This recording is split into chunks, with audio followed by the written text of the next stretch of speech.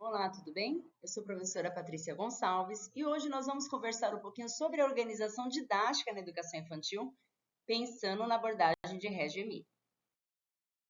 Então, essa organização didática na educação infantil envolve a questão dos espaços, mas envolve também conhecer os princípios da onde surge essa concepção de Reggio Emília. Então, para quem não me conhece, sou a professora Patrícia Gonçalves, mestre interdisciplinar em Ciências Humanas, especialista em Educação Especial, Políticas Públicas e atuo com políticas públicas voltadas para a educação especial, inclusiva e na educação infantil. Vamos iniciar aqui com a seguinte frase. As crianças têm o direito de ter amigos. De outros modos, não cresceriam muito bem. As crianças têm o direito de viver em paz. Viver em paz significa estar bem, viver junto, viver com as coisas que os interessam, ter amigos, pensar e sonhar e voar.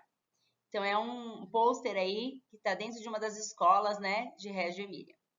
Então, a gente está pensando aqui dessas crianças que vão vivenciar diversas linguagens e vão potencializar a questão da aprendizagem através do viver, através do brincar, através dos interesses que essas crianças têm. Pensando então um pouquinho nessa história de Reggio Emília, né? Então, tudo começou lá na Segunda Guerra Mundial, que teve a questão da fome, a destruição. Então, algumas mães, numa cidade italiana de Reggio Emília, elas decidem se unir para criar um mundo melhor para as futuras gerações. E elas entendem que esse futuro aí precisa ser iniciado com a escola. Então, elas fundam uma escola. O professor Magaluzzi, ele era um jornalista da época e veio verificar essa história. Ele se empolgou tanto com isso que ele começou a incentivar e abandonou o emprego de jornalista para sistematizar o ensino que estava ali nascendo naquele momento. A maior lição que as mães pretendiam transmitir a essas crianças era o fato de ser possível reconstruir algo a partir das ruínas que estavam acontecendo naquela cidade. Então, é verdadeiro o sentido da coletividade, da união, para alcançar um objeto ali que seja a aprendizagem, envolvendo a questão do espírito verdadeiro da educação, de alcançar essa questão de ter uma estrutura coletiva para todos, e para isso todos participavam dessa construção. Então, as crianças, os comerciantes, os pais, a sociedade de forma geral.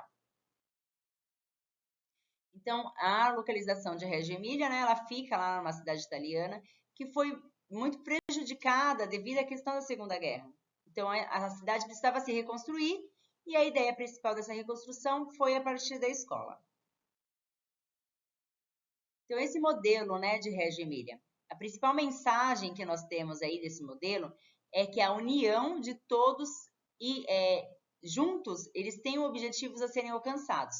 Então, eles utilizam a questão da linguagem artística para que as crianças possam se expressar, demonstrar o que querem, o que sentem, o que desejam.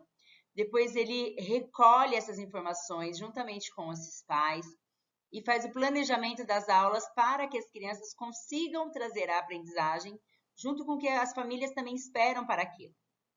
Então, as competências das crianças não são exploradas somente pelo mundo da arte. O que acontece é que a arte é um meio utilizado para que depois essas crianças consigam transmitir outros conhecimentos. Então, a escola está representada na sociedade pelos desenhos das crianças, que ilustram folders de hotéis, lojas, listas telefônicas, bem como a possibilidade de decorar as lojas da cidade, obras, sempre pensando em obras infantis, essa questão do movimento e do diálogo da participação da escola com a sociedade. Então, as crianças nas escolas que têm essa abordagem de Reggio Emília, eles comportam-se como protagonistas de projetos desenvolvidos. E não são somente atores nos trabalhos desenvolvidos, mas sim autores também. Então, as crianças em Reggio Emília, eles têm elas são vistas, né, como alguém competente, forte, rica e potencializando cada vez mais essas aprendizagens infantis. Então, com essa proposta, né, central de Reggio Emília, constitui em desenvolver a questão das 100 linguagens que nós temos. A proposta pedagógica nas escolas de educação infantil, elas consistem em ter uma rede de comunicação e de paz. Esse diálogo tem que ser desenvolvido entre criança com criança, professor, e entre os professores e os educadores, que são essenciais aí para a questão da aprendizagem. em Reggio Emília, os professores e os educadores entendem que as crianças falam para dizer algo, para comunicar o que elas têm, a sua necessidade. E, como qualquer ser humano, desenvolve-se uma questão de uma escuta que é necessária.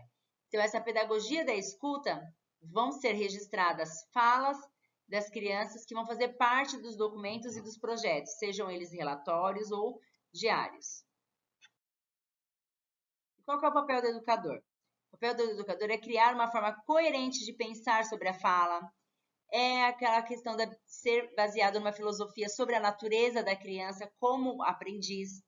Eles tentam fazer com que as crianças sejam protagonistas ativas e competentes, que eles procuram realizar tudo através do diálogo, da interação com o outro, desta questão de se envolver numa vida coletiva, ter dentro das salas de aula espaços que possam desenvolver a questão da comunidade e da cultura.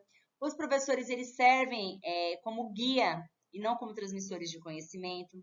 O papel desse professor, desse educador, é, acima de tudo, o de ouvinte e de observador. E ele tem como papel principal descobrir e ser distribuidor de oportunidades e de experiências para as crianças. Esse educador é apenas um mediador dos desejos e das necessidades das crianças. Então, dentro da abordagem de Reggio Emília, os educadores fazem sempre registros dos processos. Ele oferece às crianças uma memória concreta e visível do que elas disseram, do que elas fizeram, e fazem elas reviverem estes momentos também. E isso sempre serve de ponto de partida para os próximos passos dentro da aprendizagem. Serve também para os educadores como se fosse uma espécie de ferramenta para pesquisa. Ele oferece para os pais e para o público em geral informações detalhadas sobre o que ocorre dentro dos espaços escolares. Esses registros eles podem ser feitos através de slides, pôsteres ou até mesmo através de vídeos que mostram ali as experiências que as crianças estão tendo no dia a dia. Nós finalizamos esse momento da aula por aqui. Até a segunda parte. Muito obrigada.